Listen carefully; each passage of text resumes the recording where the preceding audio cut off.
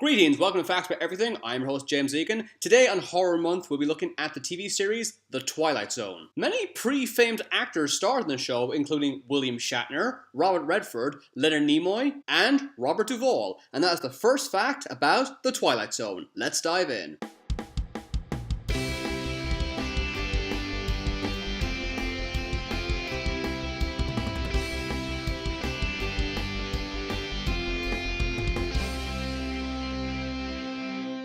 The most famous episode and most parodied is Season 1, Episode 8, Time Enough at Last. It is about a man who learns that he is the last person left on Earth. He decides to spend the rest of his life reading every book he can find until he breaks his glasses. That's not fair. That's not fair at all. There was time now. It's not fair.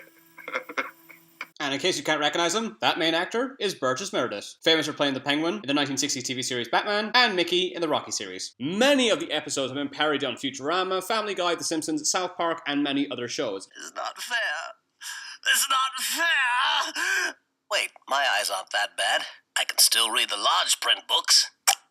Episode 2, Season 6, Eye of the Beholder, is often considered to be the show's best episode. It is about a woman who needs surgery to correct her horrific disfigurement in order to be accepted by society. This is such a great episode, I can't tell you the twist ending, but you can watch the episode on YouTube. Check it out, it's only 20 minutes. In 2014, Dynamite Comics released a series of The Twilight Zone, which was surprisingly really good. This series works slightly different as all the stories take place in the same universe. In the TV series, none of the stories were connected to each other. The first book revolves around a man, very rich and powerful, but is caught in a scandal so bad he needs to disappear. He finds a mysterious man who will give him a tablet that will completely change his appearance. However, things change when someone else is given his old identity. Worse still, the scandal disappears. So this guy desperately wants his old identity back. This story was written by J. Michael Straczynski, one of the greatest comic book writers in the world, so if you are a comic fan, definitely check it out. Many so-called original films copied their storylines from this show. Probably the most famous example is a horror franchise, Child's Play, which is about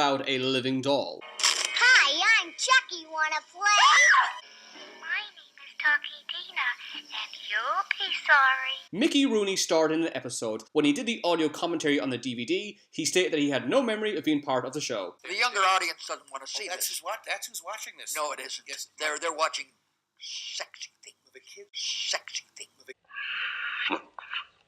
Twilight Zone, the movie, came out in 1983. It is made up of 4 segments. 3 of them are remakes of the original show. The first segment, Time Out, is the only segment not based on the show. It is about an incredibly racist man who is suddenly transported through time where he is always the victim. So he appears to be black to Ku Klux Klan members, and he appears to be a Jew to Nazis, and so forth. Kick the Can is about a group of elderly people who are transformed into their younger selves. It's a Good Life is about a boy who is omnipotent, famously parodied in the Treehouse of Horror in The Simpsons. Every day, same old cat. I'll make it more interesting.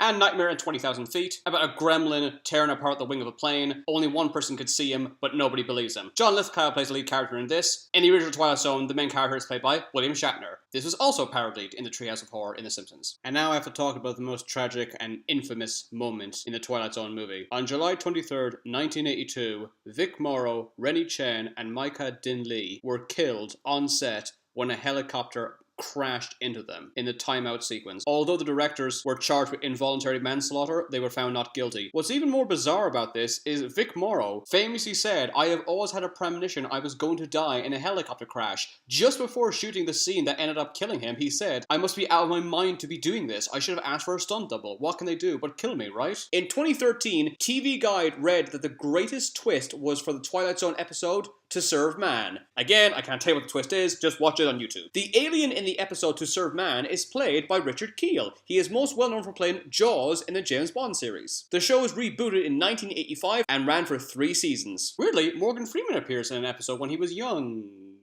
younger. Actually, he was 48 when he shot this. Was Morgan Freeman ever young? Was he 42 years old when he was born? The Twilight Zone was remade again in 2002, with Forrest Whitaker as the host. Sadly, it was met with mediocre reviews and was cancelled after one season. The original Twilight Zone series won 3 Emmys and 1 Golden Globe. The show was made of 156 episodes and ran for 5 seasons. Originally, the intro said that the Twilight Zone existed on the 6th dimension. When the creator was asked what the 5th dimension was, he said, I don't know, aren't there 5? Obviously, we exist in 3 dimensions, and the 4th dimension is time. When the creator realized this, he changed the narration, saying that the Twilight Zone existed on the 5th dimension. The creator asked viewers to send in their own ideas for stories. He got 14,000 scripts and was only able to read 500 of them. He only thought 2 were good, but they didn't suit the show. Almost every man in season 1 introduced by the narrator are described as being 36 years old. And finally, Rod Serling was the writer of the Twilight Zone. He is also the narrator. A dimension of mind.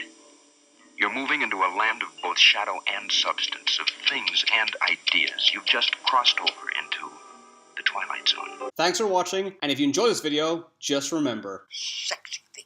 special thanks to these fine people for all their help. Be sure to subscribe to Facts About Everything. Follow me on Twitter for updates on upcoming videos. Check out my Facebook page to let me know what subjects you want me to talk about in the future. Thanks for watching, see you again.